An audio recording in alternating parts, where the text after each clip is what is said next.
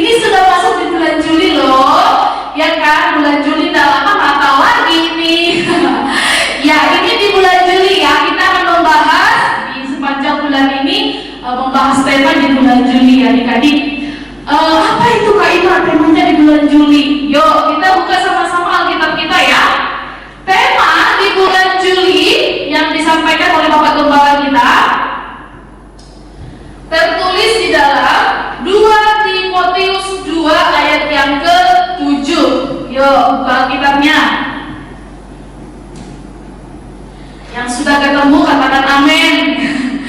amin, tapi tidak ada yang dengar Kak Ima. Tuhan Yesus mendengar ya. Yuk, 2 Timotius 2 ayat yang ke-7. Yang sudah katakan amin. Kak Ima dengar suara amin kok. Oke, kita baca sama-sama ya. 2 Timotius 2 ayat yang ke-7. Kita baca sama-sama. 1, 2, 3. Perhatikanlah apa yang kukatakan. Tuhan akan memberi kepadamu pengertian dalam segala sesuatu. Sekali lagi, dengan pelan, pelan dinikmati gitu ya. Disimak gitu maksudnya. Oke, 2 Timotius 2 ayat yang ke-7. Kita bersama-sama sekali lagi ya. 1, 2, 3. Perhatikanlah apa yang kukatakan. Tuhan akan memberi kepadamu pengertian dalam segala sesuatu. Ya, adik-adik bisa nangkap nggak ayat firman Tuhan ini? Belum kaitan, nggak paham gitu ya. Apa sih maksudnya gitu ya?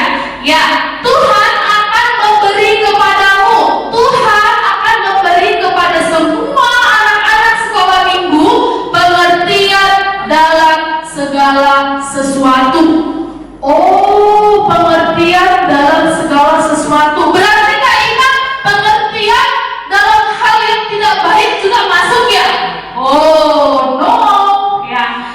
Pengertian dalam segala sesuatu itu maksud firman Tuhan di sini adalah pengertian hal-hal yang baik, adik-adik ya. Bukan termasuk pengertian untuk hal-hal yang negatif, bukan, tidak termasuk ya. Tapi maksud Tuhan ialah pengertian dalam segala sesuatu, berarti itu hal-hal yang positif ya, hal-hal yang baik yang berhubungan dengan firman Tuhan. Di luar dari firman Tuhan tidak ya, Tuhan pasti tidak akan memberikan hikmat kepada adik-adik kalau mengerjakan hal-hal yang negatif atau hal-hal yang tidak berkenan di hadapan Tuhan. Nah, hal-hal yang baik itu adik-adik, hal-hal yang berkenan kepada Tuhan, apa namanya?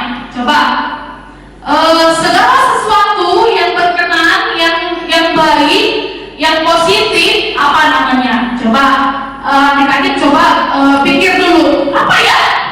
Hal-hal yang baik, segala sesuatu hal yang baik, yang positif, yang berhubungan dengan firman Tuhan, apa namanya? Yang kelas Pratama 1, Pratama 2, Madia. Apa? Ayo mikir dulu. Kak hitung sampai 5 ya. Nanti yang tahu bisa di kolom komentar YouTube itu ya. Ya, ayo apa namanya? Segala sesuatu yang baik, yang berhubungan positif, yang selalu berhubungan dengan firman Tuhan, apa? Ayo. Kak hitung sampai 5 ya. 1, 2, 3, 4, 5. Ya, langsung tulis di kolom komentar ya. Oke, Kak Ima kasih tahu ya, segala sesuatu yang berhubungan dengan firman Tuhan yang positif adalah apa Kak Ima? Huruf H duluan ya. Apa ya? Horas. Oh, bukan horas adik-adik ya. Kemudian huruf yang kedua I, kemudian huruf yang ketiga K, kemudian huruf yang keempat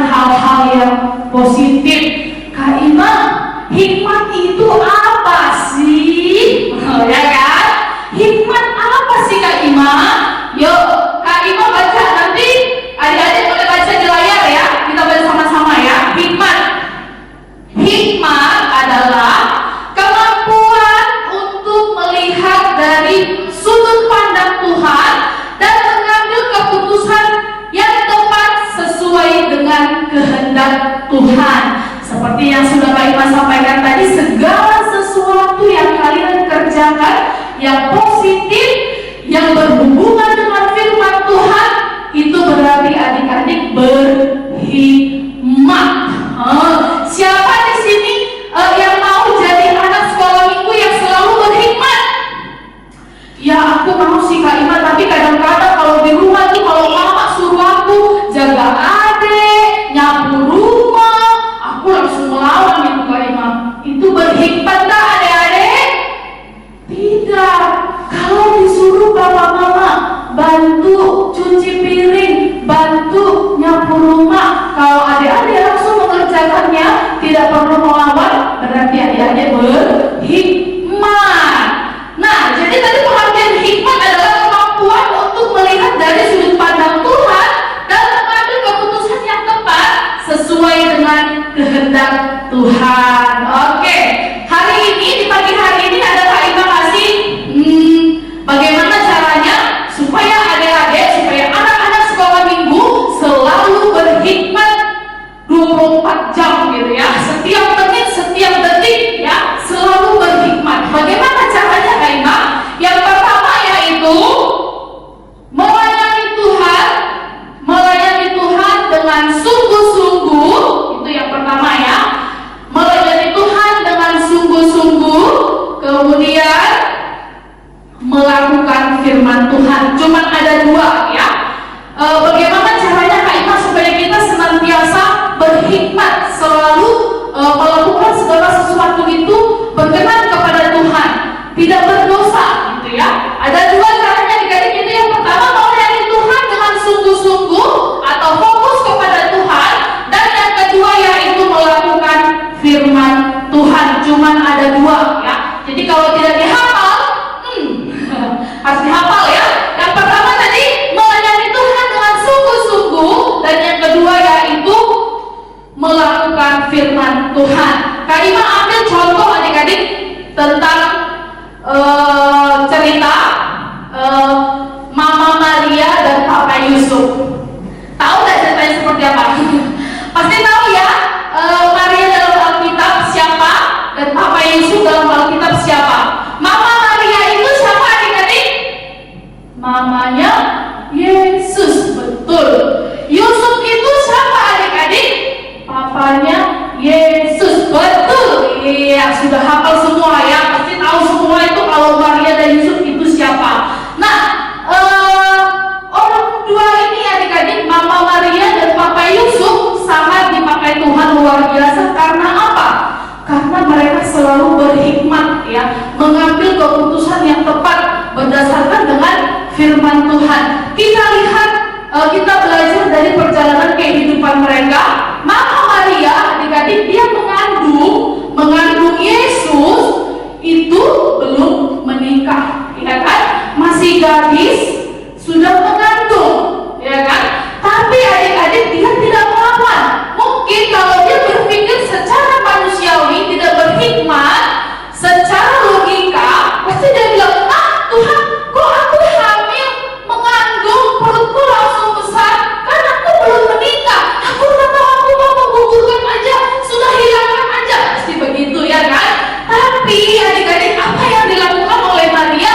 Dia mendengarkan apa kata Tuhan, tidak mendengarkan apa yang menjadi yang di dalam pikirannya. Dia senantiasa melekat kepada Tuhan ya. Dia mendengarkan malaikat Tuhan, karena malaikat Tuhan sudah berpesan kepadanya ya. Datang malaikat Tuhan kepada Maria ya kan, menyampaikan pesan Tuhan.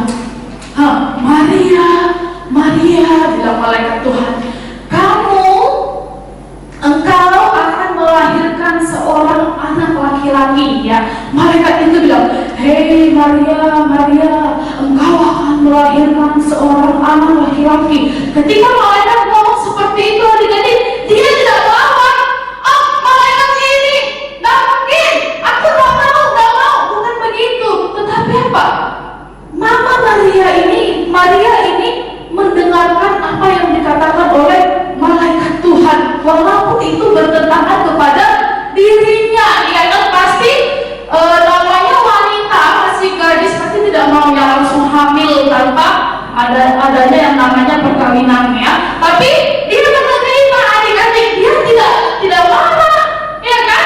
Kemudian Papa Yusuf ini waktu itu adik-adik masih bertunangan dengan Maria, belum menikah, tapi dia sudah disampaikan oleh malaikat Tuhan untuk menjaga Mama Maria. Apa dikatakan malaikat kepada dia?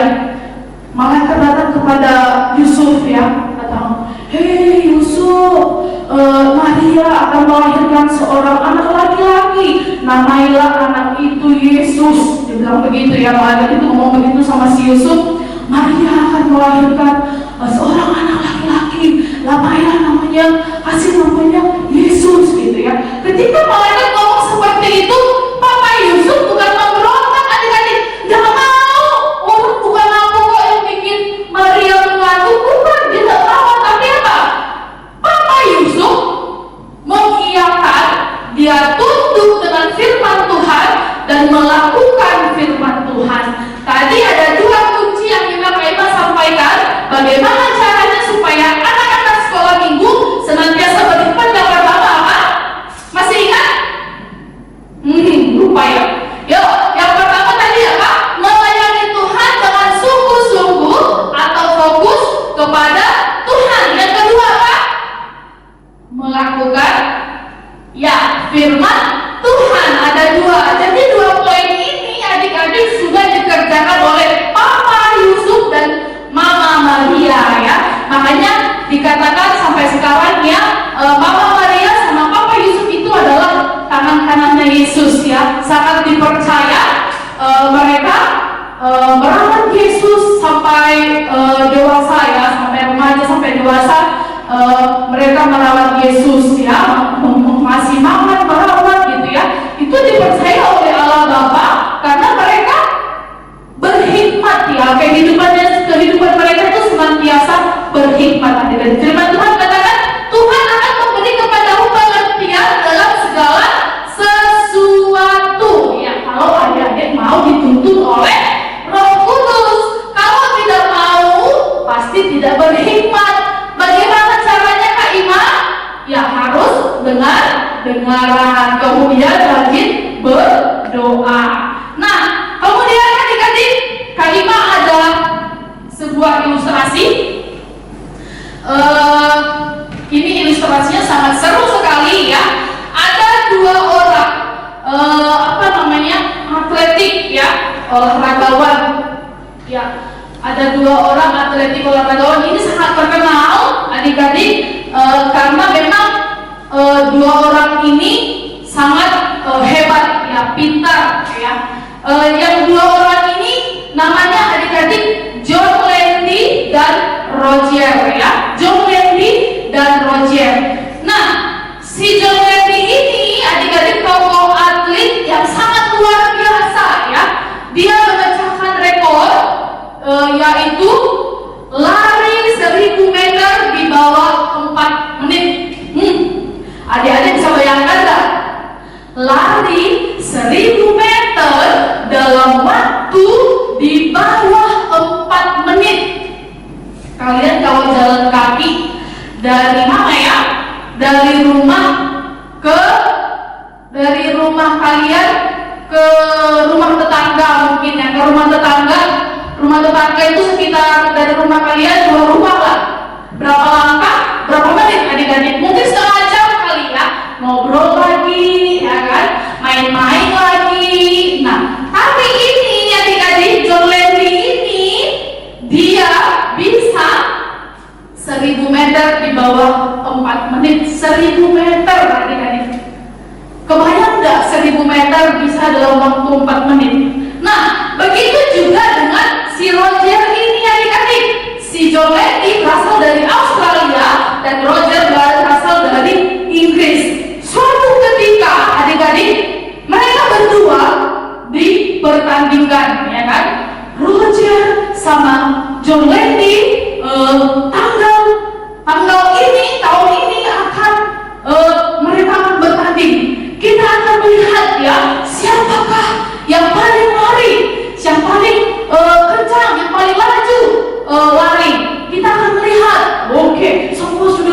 dipersiapkan dengan baik adik-adik. Jalanannya sudah dipersiapkan. Kemudian juga si Roger sama si John Lady ini sudah rajin latihan ya, sudah lari-lari, sudah minum vitamin, jaga kesehatan ya.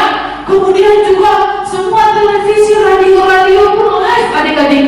Karena ini seorang atletik yang terkenal ya, di mana-mana orang kenal. Jadi orang penasaran, wow, ini kan sama-sama anak Tuhan yang luar biasa. Siapa yang menang ya? Oke, tiba waktunya adik-adik mereka bertanding. Ya, Roger sama John Lady mulai. Siap. Oke, kita mulai ya. Oke, mulai. Dihitung 1 sampai 3 adik-adik. 1, 2, 3, lari. Lari sekuat-kuatnya adik-adik. Di waktu 10 menit ya, John Lady sudah di depan, Roger di belakangnya si John Lady, sekitar setengah meter dari si John Lady ini. Lari. Ini sudah mau finish nih adik-adik. Berapa 2 meter lagi sudah mau sampai finish. Lari. Sudah mau dekat finish adik-adik. Sudah tinggal melangkah, tinggal berapa meter lagi. Si John Lady ini penasaran ya kan? Penasaran, oh si Roger sudah di mana ya? Dia noleh ke belakang. Ketika dia noleh ke belakang adik-adik, si Roger langsung lari, laju. Akhirnya sampai di garis finish. Siapa yang menang adik-adik? Siapa yang duluan sampai di garis finish? John Lady atau Roger? Siapa? Cuman hanya noleh ke belakang. Si John Lady noleh ke belakang, langsung si Roger kejar langsung sampai langsung di garis finish. Akhirnya Roger pemenangnya. Itu karena apa adik-adik? Karena tidak fokus dengan tujuannya, tidak fokus dengan kalau mungkin dia nggak noleh ke belakang, pasti si John Lady pemenangnya, ya kan? Tapi karena dia noleh ke belakang, ketika noleh ke belakang aja sudah makan waktu, ya kan? Putar kepala ke belakang sudah makan waktu adik-adik. Lalu si Roger akhirnya Roger pemenangnya. Wah, tepuk tangan semuanya adik-adik. Dan di radio pun disiarkan, di TV pun secara langsung ya, menyaksikan bahwa pemenangnya adalah Roger. Dan tidak ada yang heran ya, nggak nyangka, John Lady ini kan sudah tahu dia menang, kok kali ini dia bisa kalah. Cuman hal sepele adik-adik. Jadi supaya adik-adik senantiasa berhikmat, pergunakanlah pikiran kalian itu dengan hal-hal yang positif gitu ya. Fokus kepada Tuhan. Jangan seperti John Lady tadi ya. Ketika dia sudah mau sampai di finish ya kan, sedikit lagi dia mulai ke belakang dengan hal sepele, akhirnya kalah ya. Adik-adik harus fokus senantiasa kepada Tuhan. Seperti yang Ima sudah sampaikan tadi, ada 2 caranya supaya anak-anak sekolah minggu senantiasa berhikmat kepada Tuhan. Yang pertama yaitu melayani Tuhan dengan sungguh-sungguh atau fokus kepada Tuhan, dan yang kedua yaitu melakukan firman Tuhan. Demikian firman Tuhan di pagi hari ini adik-adik. Kita berdoa terlebih dahulu ya. Mari kita berdoa. Bapa yang baik yang kami sembah dalam nama Tuhan Yesus, kami sudah mendengarkan firman-Mu Tuhan. Ajari kami Bapa untuk senantiasa berhikmat Tuhan Yesus dalam segala sesuatu Tuhan, apapun yang kami kerjakan. Kami betul-betul berhikmat Tuhan dan tidak mengandalkan pikiran kami sendiri, tapi kami selalu mengingat bahwa Tuhan Yesus mengajarkan hal-hal yang baik kepada kami. Terima kasih ya Tuhan, terima kasih ya Tuhan Yesus, biarlah firman yang kami dengarkan ini bisa tertanam, bertumbuh dan berbuah-buah dalam hati kami. Di dalam nama Tuhan Yesus, haleluya, amin. Ya, adik-adik, gimana firman Tuhan tadi? Adik-adik sudah mengerti? Ya, Kak Kris percaya adik-adik pasti mengerti. Kesimpulan dari firman Tuhan yang tadi disampaikan Kak Ima yaitu tentang hikmat. Untuk mengerti firman Tuhan kita memerlukan hikmat. Hikmat datangnya dari Tuhan Yesus Kristus. Ya, ibadah pada pagi hari ini sampai Di sini kita akan menutup ibadah kita naikkan sebuah pujian.